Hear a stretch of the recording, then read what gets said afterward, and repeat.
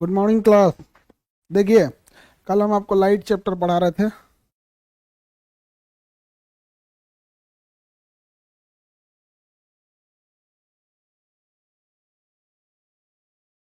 चलिए अब देखते हैं हम लोग लाइव हो गए ना हम लोग।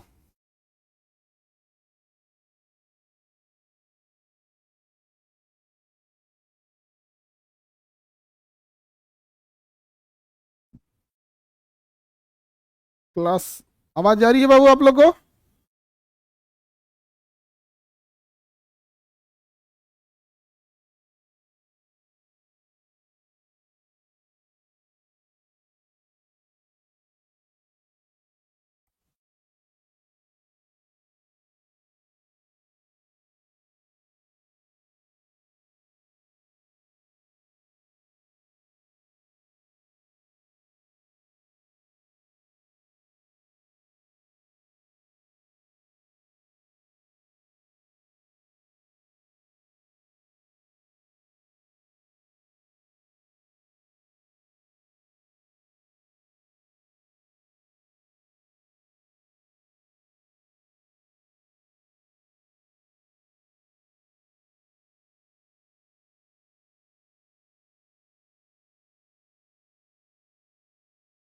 हो गए।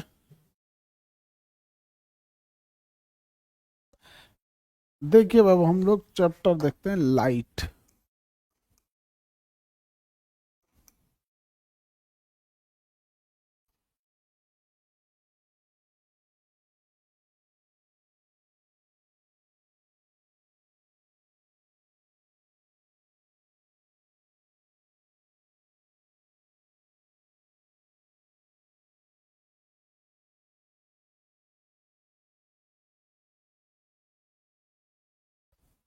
चलिए, वो आवाज जा रहा है आप लोग को?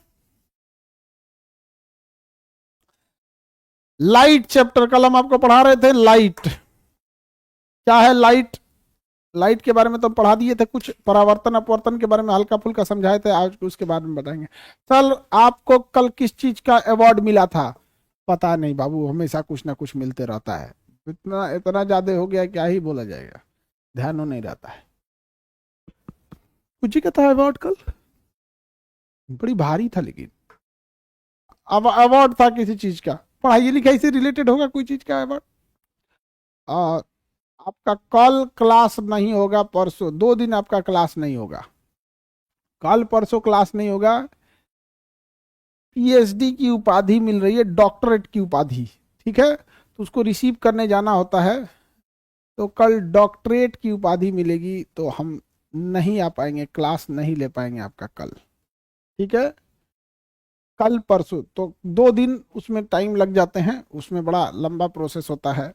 और डॉक्टर होने के बाद बाकी। सर आप नाम के आगे डॉक्टर खान सर लगाइएगा? नहीं नहीं नहीं नहीं बाबू, नहीं, समझे? खान सर का मतलब लगता है कि आप लोगों ने नाम दिया है तो उसको अपनापन लगता है। ऐसे डॉक्टर खान सर लगाने के बाद लगता है कि दूसरे गोला पे से आया आदमी। ठीक है, तो आज तो शिवरात्रि है, तो आप भोले बाबा का आप लोग पूजा पाठ कीजिए अच्छे से, आशीर्वाद रहे। तो आप लोग को ना 2 दिन कल परसों हम क्लास नहीं ले पाएंगे, इसलिए पहले बता रहे हैं। हाँ, ये कौन कर रहा है? नहीं सर, डॉक्टर खान सर ठीक लग रहा है। ठीक लग रहा है यहाँ पे। ठीक है खान सर, ठीक है। डिले हो गया ना इधर, इसमें हम लोग आगे बढ़ते हैं। ये कर रहा है नीतीश कुमार। खान सर मने आपन। हाँ, आपन बुझाला होगा। आ डॉक्टर वॉक्टर लगा लिया तो बुझाई क्यों? तो दूसरे गोला से आयल बन जाए, हमनी के दूसर मास्टर है जाए। लेकिन बुझाला कि अपने है जाए, अपन क्षेत्र के गांव देहात के। चलो अब देखल जाए अपन प्रकाश चैप्टर। लाइट परावर्तन के बारे में हम लोग देखते हैं। परावर्तन क्या होता है? तो कल तो हम समझाए थे टकरा के वापस आने का मतलब होता है परावर्तन। अब इसमें परावर्तन के कुछ रूल रेगुलेशन समझ जाते हैं।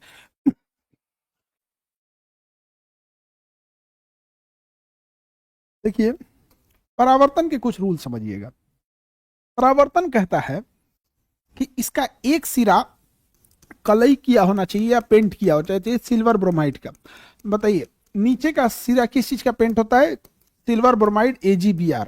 आप AgI मत लिख दीजिएगा, सिल्वर आयोडाइड ना बारिश करना होता है, कृत्रिम वर्षा कराता है, कृत्रिम वर्षा कराता है, इसका नहीं होता है। ये दर्पण के पीछे कलई, दर्पण के पीछे जो कलई होता है, कलई, कलई जो होता है, ये जो होता है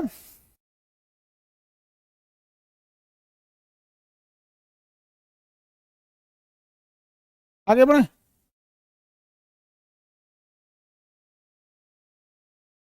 AgBr हम मिटा देते हैं, AgBr याद रखना तुम लोग। यहाँ समझते हैं, इसका रूल होता है कि जितने एंगल पे कोई प्रकाश आता है उतने ही एंगल से प्रकाश चला जाता है।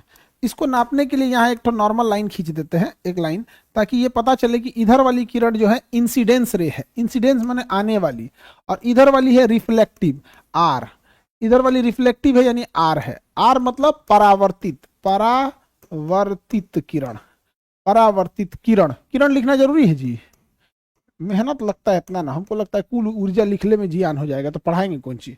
आई का मतलब होता है आपतित किरण, आपतित किरण, आपतित किरण, आपतित किरण, आई मतलब हो गया आपतित किरण।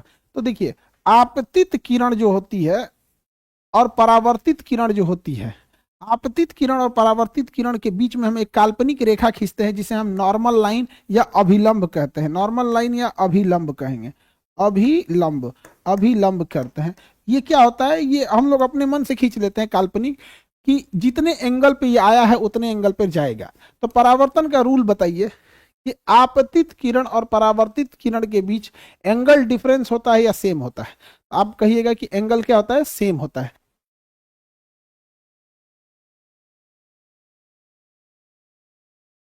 आगे बढ़े, कोई दिक्कत? सेम एंगल होता है, आपतित किरण और परावर्तित किरण सेम होता है। अब एक प्रॉब्लम ये आता है कि बच्चे इसे एंगल समझे, एक नंबर को एंगल समझे कि दो नंबर को एंगल समझे। हम एंगल समझेंगे किसे, यानी एंगल अगर नापने की बात आएगी तो हम इस तल से एंगल नापेंगे या इस अभिलंब से एंगल नापेंगे? आप बताइए, एंगल नापेंगे किससे, तल से या अभिलंब से? समझे? तो एक चीज याद रखिएगा, कभी भी एंगल को आपको तल से नहीं नापना है, जब भी एंगल नापेंगे तो इस अभिलंब से ही नापेंगे। तो कोई भी एंगल को हम किससे नापते हैं, अभिलंब से नापते हैं, जिसको अंग्रेजी मीडियम में, इंग्लिश में इसे क्या कहते हैं, नॉर्मल कहते हैं, इंग्लिश में इसे नॉर्मल कहा जाता है। इसे इंग्लिश में क्या कहा जाता है, नॉर्मल कहा जाता है। आगे बढ़े, इंग्लिश मीडियम में इसे नॉर्मल या अभिलंब कहा जाता है। तो बताइए, कोई भी एंगल अगर हम नापेंगे तो कहां से नापेंगे, अभिलंब से नापेंगे। तो अगर ये एंगल जो है, अगर ये एंगल है, अगर मान के चलिए एंगल x है, तो ये वाला एंगल भी क्या होगा, x होगा, होगा कि नहीं होगा? ये भी एंगल x होगा, ये भी एंगल x होगा। अगर ये कह दे कि ये 40 डिग्री है तो इतना, इसका मतलब ये भी समझिए कि ये भी 40 डिग्री होगा, ये भी क्या होगा, 40 डिग्री होगा, होगा कि नहीं होगा? दोनों सेम होगा। लेकिन आप ही बताइए, आंसर ऐसे थाली में सजा के मिले तो कोई भी विद्यार्थी पास हो जाएगा, सबका निकल जाएगा। तो समझिए वो ऐसे देगा ही नहीं, वो क्वेश्चन को घुमा के देगा। देखिए, अगर वो कहेगा कि एक किरण जो है वो समतल दर्पण पे आती है और तल के साथ 50 डिग्री का कोण बनाती है, तो होशियारी क्या किया, वो इधर का कोण दे दिया और कहेगा कि बताइए कितने डिग्री पर परावर्तित होगी। तो कितने डिग्री पर ये रिफ्लेक्ट करेगी, कितने डिग्री पर परावर्तित होगी, ये तो हमें ये वाला एंगल पूछ रहा है, जबकि दिया है 40। तो इसका तरीका समझिए क्या होता है कि हमें ये पता है कि जो कि ये तल है और ये जो अभिलंब है, इसके बीच में टोटल 90 डिग्री होता है। ये तल और ये अभिलंब, तल और अभिलंब के बीच में 90 डिग्री होता है, तल और अभिलंब के बीच में 90 डिग्री होता है, 90 डिग्री। तो जब यहाँ 50 डिग्री बन गया है तो ऑब्वियस बात है कि यहाँ 40 डिग्री बनेगा। अब हम इसके मदद से बता देंगे कि जब ये 40 डिग्री अभिलंब के साथ बना है तो जाने वाला भी अभिलंब के साथ कितना डिग्री बनाएगा, 40 डिग्री ही बनाएगा। इस क्वेश्चन में कोई दम नहीं होता है, इस क्वेश्चन में कोई दम नहीं होता है। क्वेश्चन बनाने का तरीका समझिए, आप सॉल्व करने का तरीका समझेंगे, सॉल्व करते रह जाएंगे।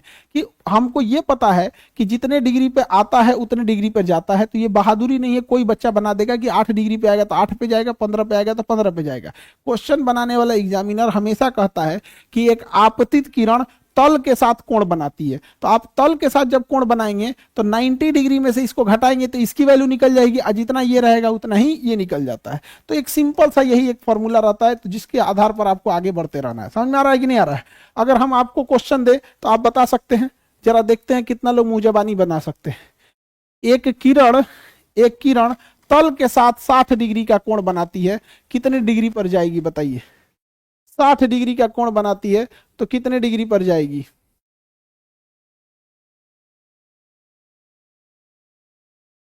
हाँ वेरी गुड, 30 डिग्री पर जाएगी। अब कई गो ऐसा ऐसा बौका बौका है, समझो अभियो नहीं बुझाया है बाबू बबुआ। 90 डिग्री का मतलब होता है ना एकदम है टनाक से, जो टनाक से एकदम खड़ा रहेगा ना, इसी को कहा जाता है 90 डिग्री। एकदम सीधे ऐसे खड़ा है तो इसी को कहा जाता है 90 डिग्री। समझ में आ गया कि नहीं? 90 डिग्री। अब देखो तो नहीं, कई को बौला बैला सबको बुझा नहीं रहा है। आई जो तल है, आई जो अभिलंब है, एकदम में 90 डिग्री है कि नहीं? 90, एकदम 90 है। आई पूरा का पूरा 90 है, तो आई आधा अगर 60 है तो आई 30 होगा, तबे ना कुल मिला के 90 होगा। जब भाई 90 30 है तो आइयो 30 हो जाएगा, आइयो 30 हो जाएगा। अब ऐसा ऐसा रहोगे लोग तो हम कैसे बताएंगे बाबू? बताओ बन गया कि नहीं बन गया? तो हमेशा याद रखिएगा कि ये अगर 60 ये 90 हो, क्योंकि जो एकदम परपेंडिकुलर एंगल होता है ना वो 90 डिग्री होता है। सोझे सोझे 90 डिग्री का मतलब क्या होता है? 90 डिग्री का मतलब होता है सोझे। 90 डिग्री का मतलब क्या होता है? सोझे एकदम। आगे बढ़ जाए, किसी को नहीं पता? अच्छा पता चल गया, वेरी गुड।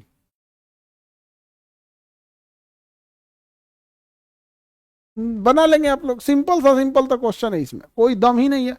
लेकिन कई बार क्या होता है ना, कई बार आप ओवर कॉन्फिडेंस हो जाते हैं। ओवर कॉन्फिडेंस में घाटा क्या हो जाता है, समझना ध्यान से, कि वो क्वेश्चनों में आपको फंसा देगा और आप इसमें फंस जाएंगे। ये कहाँ गया जी? देखिए क्वेश्चन में कैसे फंसाएगा।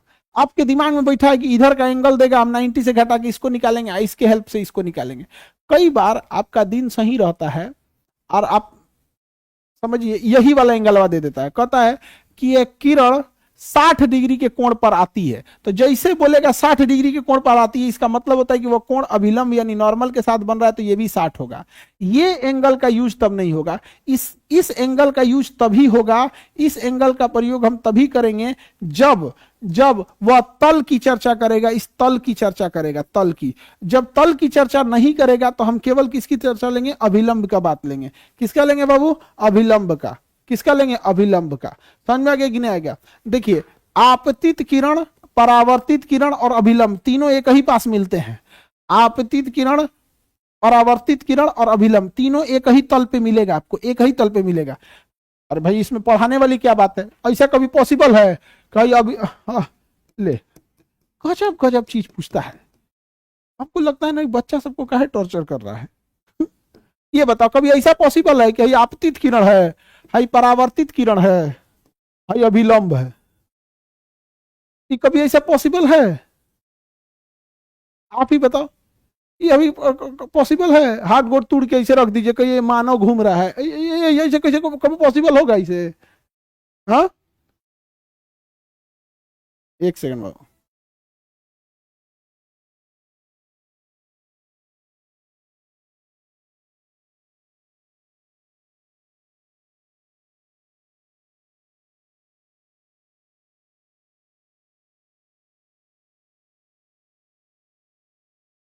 ध्यान से समझो, कभी तो अलग अलग हो ही नहीं सकता है। अब क्वेश्चन क्या कहता है? कहता है कि परावर्तन का परिभाषा, परावर्तन का परिभाषा कहता है कि जितने कोण पर आएगा उतने डिग्री पर जाएगा, और आपतित किरण, अभिलंब और परावर्तित किरण एक ही तल पे होगा। नहीं तो तुम अलग अलग करके दिखा दे, एक ही तल पे होगा। कहवा होगा? इनके खोपड़िया पे होगा, एक तल पे नहीं होगा। तो विद्यार्थी सबको पागल करके देता है। चलिए क्वेश्चन खोलिए, क्वेश्चन क्वेश्चन बनाइए।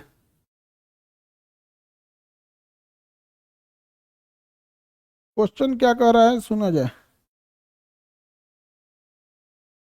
क्वेश्चन नंबर 1,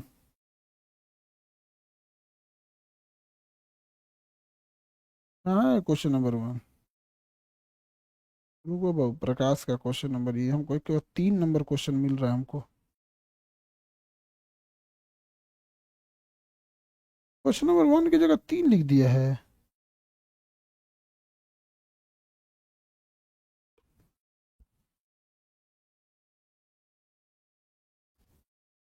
एक की जगह सीधे क्वेश्चन नंबर 3 है।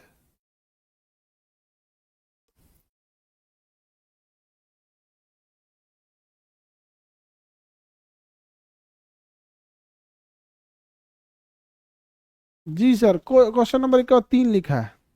1 2 नहीं लिखा है, एक के बाद 3 लिखा है। ये सब खोजेगा सब कि हमको रोजगार नहीं मिल रहा है। चोट्टा को दिया गया रोजगार तो क्वेश्चन नंबर 1 डालना चाहिए, तो 3 डाला है। दिख रहा है ना? क्वेश्चन खैर नंबरिंग में गड़बड़ हुआ है। क्वेश्चन नंबर 1 ही बात 3 देखिए, वो 1 लिखना चाहिए 3। कह रहा 40 डिग्री के कोण पर एक किरण आपतित होती है। तो भैया वो पहले ही बोल दिया है कि जो किरण है वो आ कितने पर रही है, ये अभिलंब है। 40 डिग्री पर आपतित हो रही है। जब तल की चर्चा नहीं करेगा तो सीधे इसको समझेंगे 40 डिग्री। जब तल की चर्चा नहीं करेगा तो सीधे इसको समझेंगे 40 डिग्री। तो आपतित होती है 40 डिग्री पे तो जाएगी भी 40 डिग्री पे। वो अगर तल की चर्चा करता तब जाके हम लोग इसको कुछ समझते हैं। ठीक है, अगला देखो। अगला क्वेश्चन नंबर 3 के बाद एक ही बार 4 है, क्योंकि 1 2 का तो नंबर ही नहीं किया है।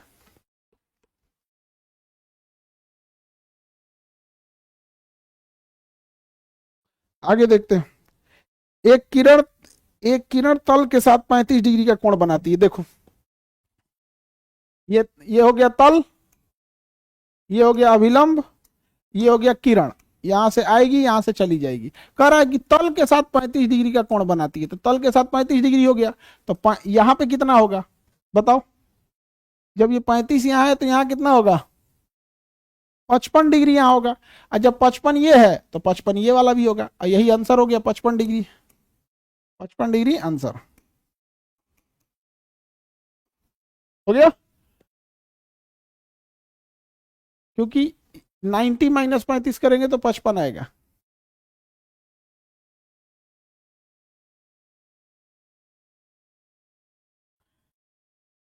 हो गया। एक किरण, अगला क्वेश्चन 5 नंबर। यदि एक किरण तल से 55 डिग्री का 45 डिग्री का कोण बनाती है। ले, एक के क्वेश्चन में कई बार बताएं।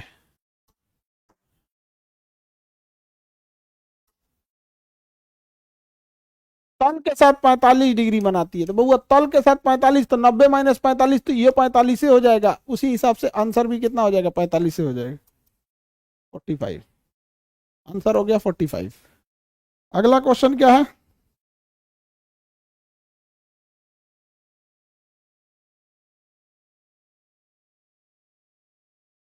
6 नंबर क्वेश्चन देखा जाए।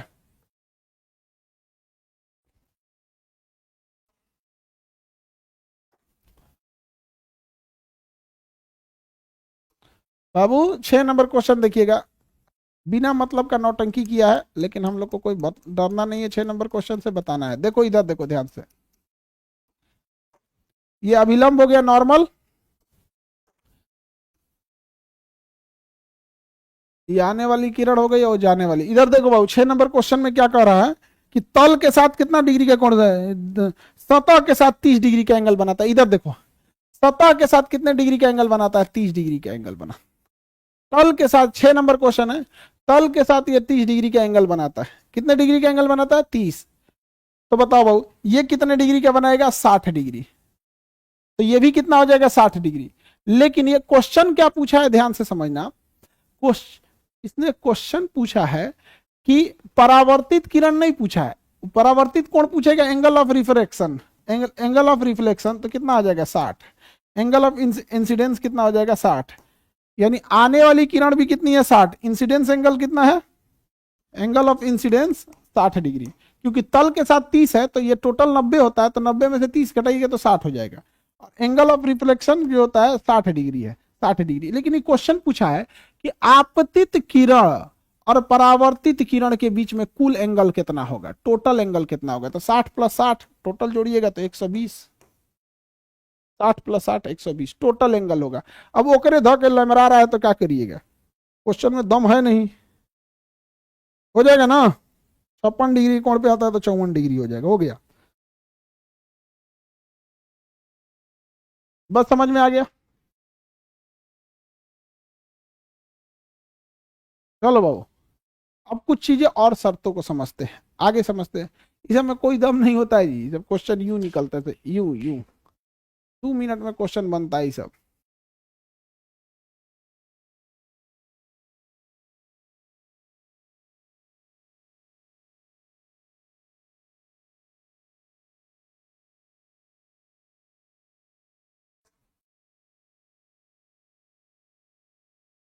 है सर, मैं झारखंड से हूँ और 10th का पेपर लीक हो गया, हिंदी और साइंस का। सर मैं झारखंड से हूँ, यहाँ 10th का पेपर लीक हो गया है, हिंदी और साइंस का। जी जीएफ के चक्कर में लड़का को जेल हो गया है, 6 लड़का था गिरिडीह से, गर्लफ्रेंड के चक्कर में पिटा गया। ये सबको लीक हुआ होगा ना, तो ये पहुंचाया गया होगा सब, पहुंचाया गया होगा सब। हाँ पहुंचाया गया होगा सब, और बताया होगा सब कि देखो यही पेपर है। कौन है? लक्ष्मण कुमार, हाँ लक्ष्मण पंडित, वाह।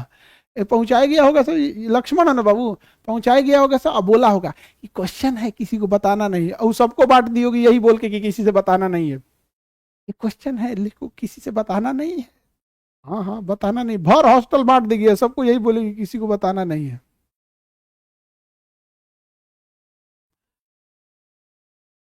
चलिए देखते हैं हम लोग।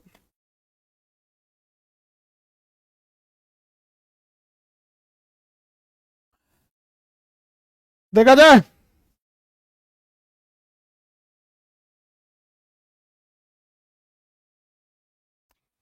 पहला क्या कहता है कि हमको अगर अपना टोटल लंबाई देखनी है, कुल लंबाई देखनी है, फुल फोटो, अगर हमको फुल फोटो देखना है, अगर हमको फुल इमेज चाहिए, अपना टोटल शरीर देखना है, तो आधी लंबाई का दर्पण चाहिए, आधे लेंथ का क्या चाहिए? दर्पण चाहिए। क्या चाहिए? दर्पण। अरे तेरी क्या लिखा गया हो, हाँ ठीक लिखा गया, हो गया। दर्पण चाहिए, आधे लंबाई का क्या होना चाहिए? दर्पण चाहिए, होना चाहिए। ठीक है, यानी अगर हमारी हाइट मान के चलिए कि 10 फीट है, तो हमको कितने फीट चाहिए? 5 फीट। किसी की हाइट, और 10 फीट तो ऐसे नॉर्मल आदमी का हाइट होता नहीं है, 6 फीट बहुत हो जाता है। अब अब जैसे मान के चलो कोई महिला है 4 फीट की है, तो बताइए वो कितने फीट का दर्पण में उसको अपना फुल फोटो देखने के लिए कम से कम दर्पण कितना होना चाहिए? 2 फीट। समझ में आ गया कि नहीं आ गया? 2 फीट होना चाहिए। कोई व्यक्ति है जो 20 फीट का है, तो अपना उसको फुल फुल फोटो देखने के लिए दर्पण कितना होना चाहिए? 10 फीट, आधा होना चाहिए। कितना होना चाहिए? आधा होना चाहिए। दूसरा, अगर हम, अगर वस्तु, इसमें वस्तु अगर भी वेग से चलेगी, वी वेग से चलेगी, तो उसका जो प्रतिबिंब है यानी इमेज है, वो टू भी वेग से चलेगा। इमेज किस वेग से चलेगा? टू भी वेग से, टू भी वेग से दौड़ेगा। इमेज टू भी वेग से दौड़ेगा, मतलब अगर आप किसी, अगर आप ना किसी शीशे के सामने दौड़ेंगे 10 की स्पीड से, तो आपको इमेजवा लगेगा कि 20 की स्पीड से दौड़ रहा है। इमेज ज्यादा तेजी से दिखेगा। समझ में आ गया कि नहीं आ गया? इमेज ज्यादा स्पीड से लगेगा दौड़ रहा है, तो दोनों में अंतर होता है। इसलिए देखिएगा ना, जिम में या डांस क्लास में, जो डांस होता है ना, जहाँ आदमी नचनिया बनता है, जिम हो गया, नर्तक, सभी सब जगह पे, तो वहां पे देखिएगा ना, दीवार पे शीशा लगा देता है। क्या लगा देगा? शीशा लगा देगा। और भी वेग से दौड़ेगा तो उसको टू भी वेग से लगेगा, भी वेग से दौड़ेगा तो उसको क्या लगेगा? टू भी वेग से लगेगा। समझ में आ गया कि नहीं आ गया? तो उसको लगेगा बहुत अच्छा काम कर रहे हैं हम। तो दर्पण की खासियत है, अगर कोई वस्तु दर्पण की ओर भी वेग से आएगी तो प्रतिबिंब टू भी वेग से आएगा। इसलिए शीशे की रफ्तार देखकर आपको घबराना नहीं चाहिए। इसलिए अब उसमें लिखा भी होता है, देखिएगा, जो साइड मिरर होता है मोटरसाइकिल वगैरह के साइड में, object in the mirror are closer than they appear. समझ में आ गया? आप देखिएगा शीशा में कोई चीज दिखेगा ना, अरे तरीका मोटरसाइकिल एकदम पास आ गया, देखेंगे तो थोड़ा दूर रहेगा, क्योंकि अगर वो 10 की स्पीड से आ रहा है तो इसमें लगेगा 20 की स्पीड से आ रहा है, 50 की स्पीड से आएगा, इसमें लगेगा 100 की स्पीड से आ रहा है। तो ये सब जो चीजें होती है ना, ये दर्पण वगैरह की विशेषता होती है। तो भी वेग से आएंगे तो टू भी वेग से आएगा, प्रतीत होगा। समझ में आ गया? भी वेग से आएंगे तो टू भी वेग से प्रतीत होगा। यदि हम वस्तु को यदि हम वस्तु को थीटा कोण पर घुमा दे, थीटा कोण पे घुमा दे, तो उसका इमेज जो होता है ना वो 2 थीटा कोण पे घूम जाता है। यानी 10 डिग्री पे हम घुमाएंगे तो 20 डिग्री पे वो घूम जाएगा, 30 डिग्री पे घुमाएंगे तो 40 डिग्री पे घूम जाएगा। समझ में आ गया? तो वेग और उसका दुगुना हो जाता है, समझे? अगर कोई वस्तु दर्पण से जितनी दूरी पे है, प्रतिबिंब भी उतनी ही दूरी पर होता है। मतलब अगर हम किसी शीशे से, ऐसे समझो, ये पांचवा चीज हम यहाँ लिख के बता देते हैं कि अगर कोई वस्तु है, ऐसे दर्पण है,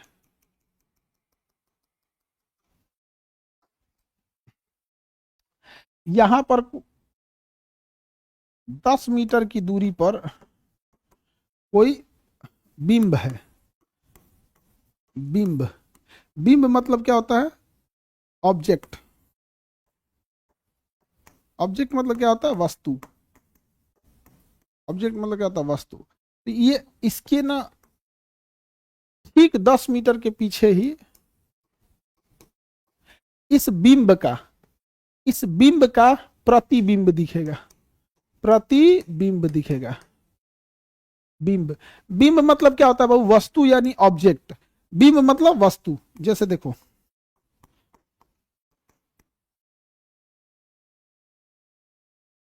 ये क्या हो गई? वस्तु हो गई, बिंब हो गई। क्या हो गई? बिंब।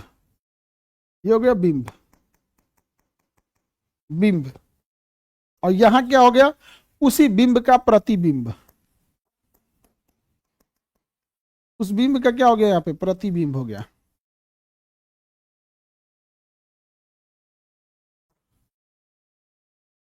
समझ आ गया? बिंब मतलब क्या होता है? वस्तु। बार बार ये शब्द प्रयोग करेगा, बिंब। इसका जो इमेज होता है, प्रतिबिंब, ये हो गया इमेज। ये हो गया ऑब्जेक्ट। ऑब्जेक्ट। Any problem?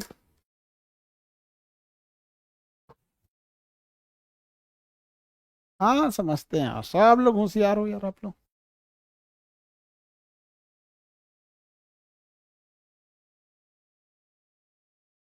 ठीक है।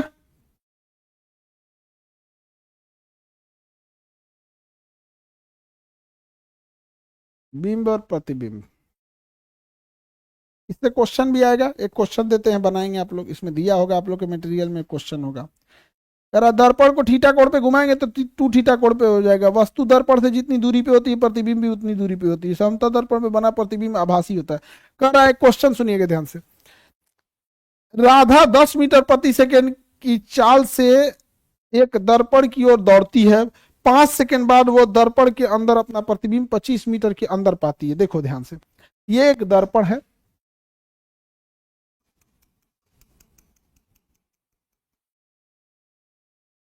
ठीक है? यहां पे इसका क्या बनता है? इमेज बनता है, प्रतिबिंब।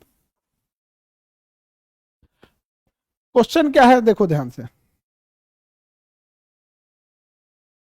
क्वेश्चन कह रहा है कि राधा 10 मीटर प्रति सेकंड की चाल से एक दर्पण की ओर दौड़ती है। यहां से ये चली है 10 मीटर प्रति सेकंड की चाल से चली है।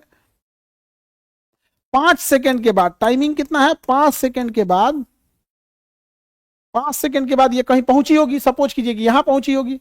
5 सेकंड बाद वो कहां पहुंची होगी? यहां पहुंची होगी। हमको क्या पता कहां पहुंच गई होगी? 5 सेकंड बाद यहां पहुंची होगी।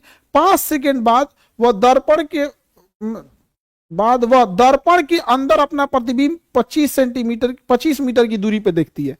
यानी दर्पण के अंदर उसका इमेज 25 मीटर की दूरी पर था। कितने मीटर के? 25 मीटर पे। तो इसका मतलब कि यह राधा जो है, राधा अभी कितनी दूरी पे है? 25 मीटर पे। हम ये कैसे बता दिए? क्योंकि दर्पण का रूल है कि जितना दूर आपका इमेज है दर्पण से, आप भी उतने दूरी पे हैं। तो ये दर्पण का तो रूल होता है कि हम दर्पण से जितनी दूरी पर हैं, हमारा इमेज दर्पण के अंदर उतना ही दूरी पे बन रहा है। तो क्वेश्चन क्या कर रहा है? इधर समझो, सब लोग इधर समझो, बाबू लोग समझो। इधर किताबगा में कुछ नहीं बुझाएगा।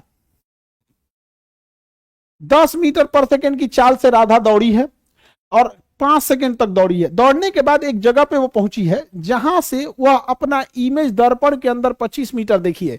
यानी राधा फिलहाल दर्पण से कितने दूरी पे है? 25 मीटर पे।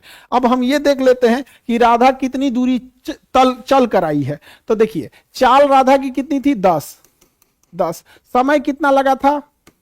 5 सेकेंड। 5 सेकेंड। तो दूरी बराबर क्या होता है, चाल गुणे समय, चाल गुणे समय, चाल गुणे समय। चाल कितना है बाबू 10, समय कितना है 5, यानी 50, यानी टोटल कितना मीटर चली है, 50 मीटर चली है। यानी राधा यहां पहुंचने से पहले 50 मीटर चल चुकी थी, 50 मीटर चल चुकी थी, क्योंकि 10 मीटर प्रति सेकंड की चाल से 5 सेकंड तक चली थी। क्वेश्चन यही कह रहा है ना कि राधा 10 मीटर प्रति सेकंड की चाल से 5 सेकंड तक दौड़ने के बाद वह अपना प्रतिबिंब दर्पण के अंदर 25 मीटर देखती है। तो 25 मीटर दर्पण के अंदर प्रतिबिंब देख ली। अब यहां पे आपका पूरा क्वेश्चन आ गया। अब यही क्वेश्चन पूछ सकता है कि राधा की प्रारंभिक स्थिति और दर्पण के बीच में दूरी कितनी थी, राधा की प्रारंभिक स्थिति और दर्पण के बीच की दूरी कितनी थी। तो हो सकता है 50 और 25, नहीं तो ये क्वेश्चन पूछ सकता है वर्तमान में राधा और प्रतिबिंब के बीच की दूरी क्या है, राधा और दर्पण के बीच की दूरी क्या है। तो वर्तमान में राधा यहां खड़ी है तो 25 मीटर की दूरी पे है। या ये पूछ सकता है कि वर्तमान में राधा जहां है वहां से और प्रतिबिंब की दूरी कितनी है, तो 50 हो जाएगा, 50 हो जाएगा।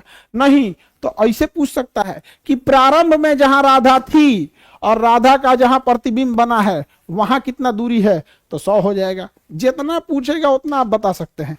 पूछा क्या है अब हम ये देखते हैं, क्या पूछा है ये देखते हैं हम लोग, ठीक है।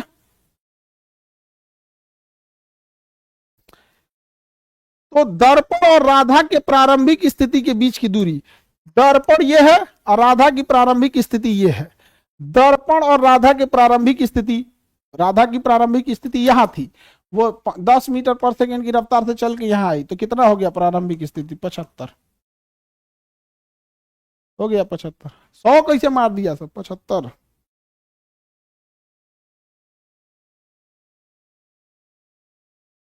हाँ जी, प्रारंभ और बीच में 75, हाँ हाँ हाँ। दर्पण से पूछा है, दर्पण से, इमेज से नहीं पूछा, इमेज से नहीं पूछा। समझ में आ रहा है कि नहीं आ रहा है, दर्पण से नहीं पूछा है वो, इमेज से नहीं पूछा, दर्पण से पूछा है। हो गया, सिंपल तो है।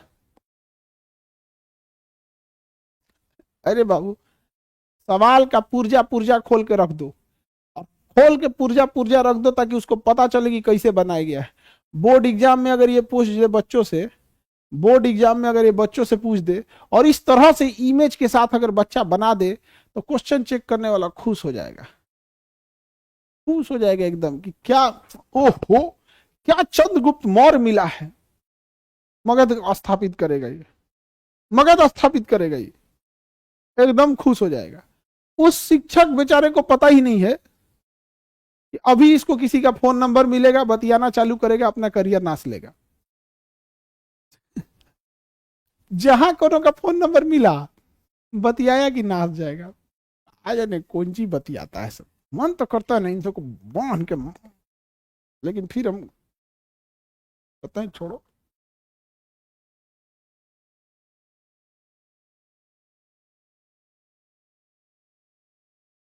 आगे बढ़ते हैं। बाबुआ आप कभी बाल कटाने के लिए बैठे होंगे सैलून में, सैलून में जब आप बाल कटाने के लिए बैठिएगा ना, आपको देखिएगा लंबा कुर्सी देगा इसे एक यहाँ पे, यहाँ बैठा देगा आपको सैलून में। बचपन में तो पटरा रख के बैठाता था, बचपन में पटरा रख के बैठाता था। तो यहाँ जब आप बाल कटवाने के लिए बैठिएगा तो आप देखेंगे यहाँ पे बाल कटाने के लिए जब बैठते होंगे, इधर तो बाले नहीं है जी, कटवाए कौन चाहिए इसका बाल निकालो, पहले बाल निकालो तब तो कटवाएगा।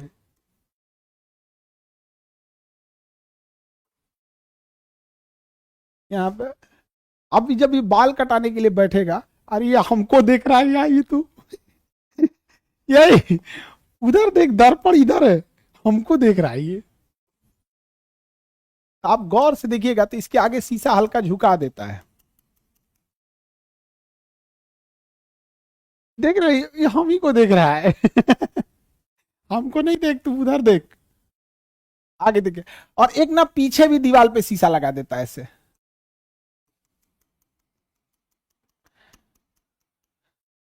पता नहीं ब्यूटी पार्लर में ऐसे होता है कि नहीं, बट जब बाल कटाने आप जाइएगा तो दोनों ओर शीशा लगा होता है, सामने भी लगा होता है पीछे भी लगा होता है, तो खूब ज्यादा चेहरा दिखता है। ब्यूटी पार्लर में ऐसे होता है उसमें पता नहीं ब्यूटी पार्लर में लड़की से बताएगी सब, ऐसा होता है कि नहीं होता है जी? हम लोग तो, एक ब्यूटी पार्लर था तो बाहरवा शीशा का गेट था, उसमें एक महिला का ना पता नहीं मेकअप कर रही थी कि ऑपरेशन समझे में नहीं आता, बड़का ऑपरेशन थिएटर वाला वो बेडवा था, उस पे 4 गो 5 गो मिल के पिलास पेचकस रेंच लेके और रसरी उसरी बांध के ओके मार ऐसे यहाँ एगो रस्सी लेके इसको ना अखिया पे लगता है कुछ फट उठ गया होगा, टाका मार रही थी ऐसे घींच घींच के ऐसे रस्सी उसी। हम कि भाई जब इसको तो ऑपरेशन चल रहा था, हम बांध के ऐसे ऐसे खूब बाप ओ बाप, नहीं शीशा ऐसे लगा था, डरा गया आदमी है तो डॉक्टर है सब जी, हम इनको ब्यूटिशियन बोला जाता है। हाँ, आईब्रो पे टाका मार रहा था।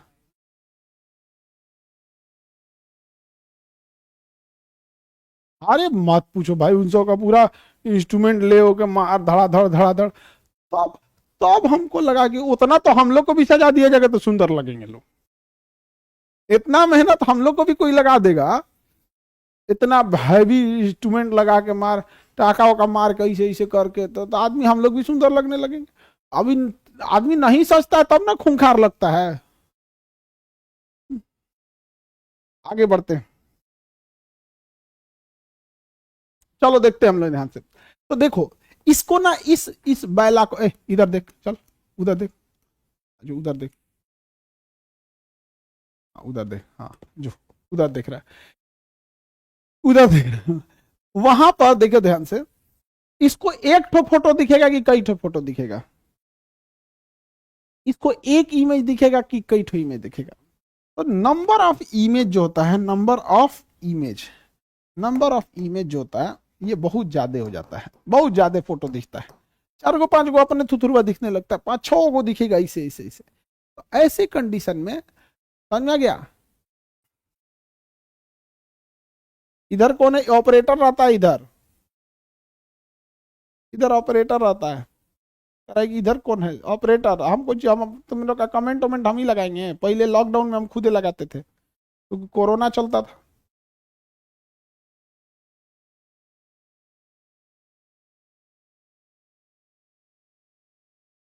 अनंत दिखेगा नहीं, बहुत ज्यादा दिखेगा। तो इसमें क्या होता है ना, इसमें नंबर ऑफ इमेज जो होती है वो डिपेंड करती है थीटा पर, नंबर ऑफ इमेज डिपेंड करेगी एंगल पर।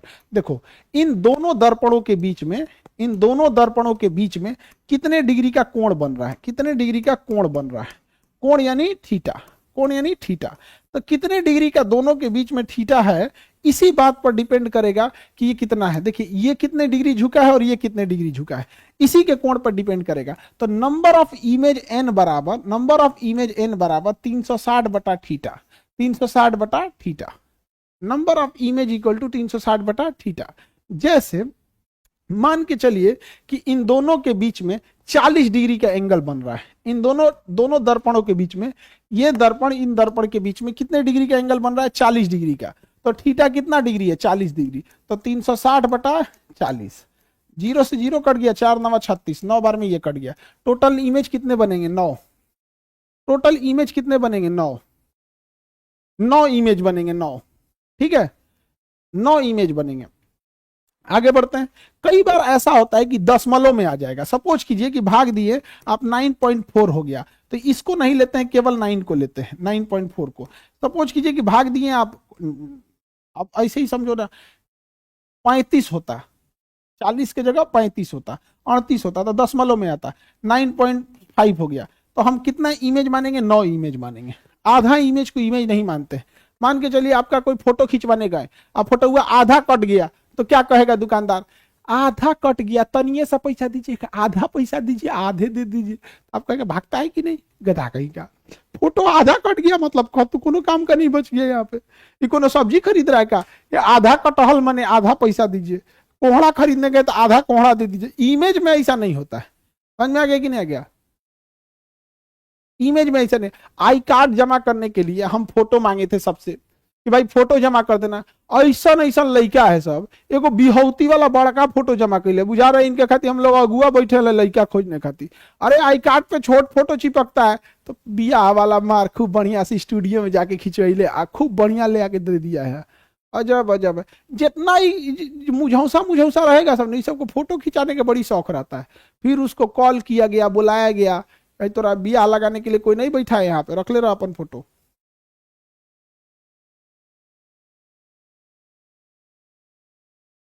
ठीक है। 10 में आ जाए तो उसका कोई वैल्यू नहीं होता है। 360 बताइए, तो बताइए नंबर ऑफ इमेज एन बराबर 360 बटा थीटा। नंबर ऑफ एन बराबर 360 बटा theta, number of image N बराबर 360 बटा थीटा।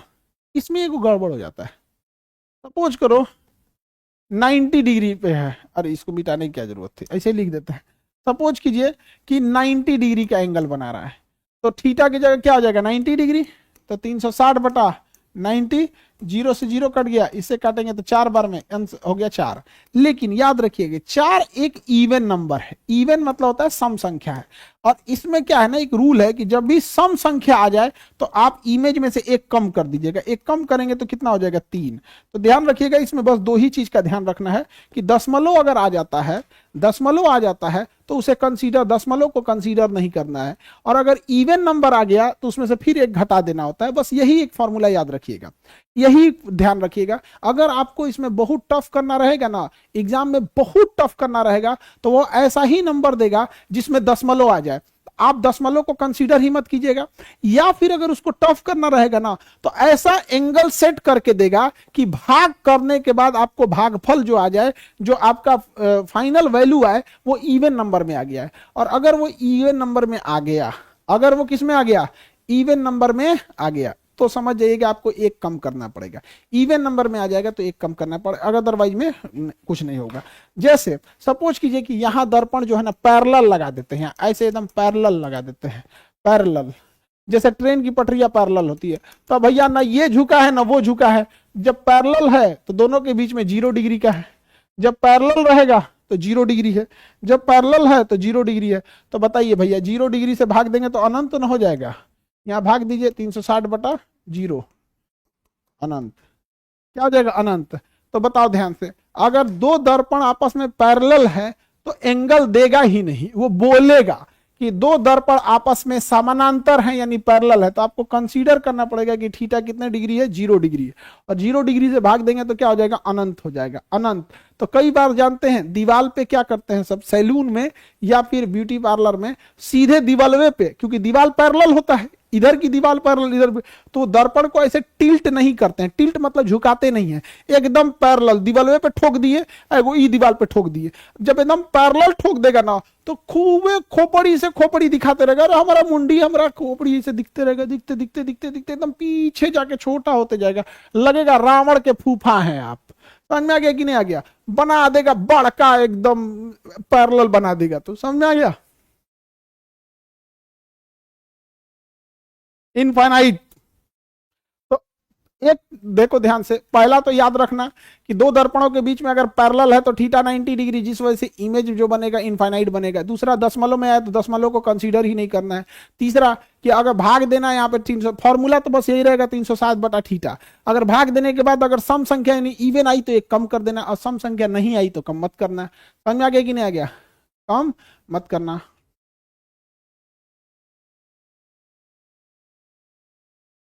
हो गया। और विद्यार्थी लोग ना लाइट चैप्टर का न्यूमेरिकल बनाने में फंस जाता है, लाइट चैप्टर का न्यूमेरिकल बनाने में फंस जाता है। जाए दादा, लाइट चैप्टर का न्यूमेरिकल में क्या ही रखा होता है। ठीक है, आप सब समझ में आ गया। अब 2 दिन बाबू हम क्लास नहीं ले पाएंगे, हमको पीएचडी की अपनी उपाधि लेनी है, तो इस वजह से हम थोड़ा व्यस्त हैं। तो प्लीज बाबू लोग 2 दिन आप लोग टेस्ट अच्छे से रिवीजन करिएगा, उसके बाद हम लोग फिर मिलेंगे मंडे से अपने क्लास में। आप सभी लोग को हैप्पी शिवरात्रि, अच्छे से शिवरात्रि मनाइए, माता पिता का आशीर्वाद लीजिए और फिर पढ़ाई पे लग जाइए। अगला क्लास कल करेंगे।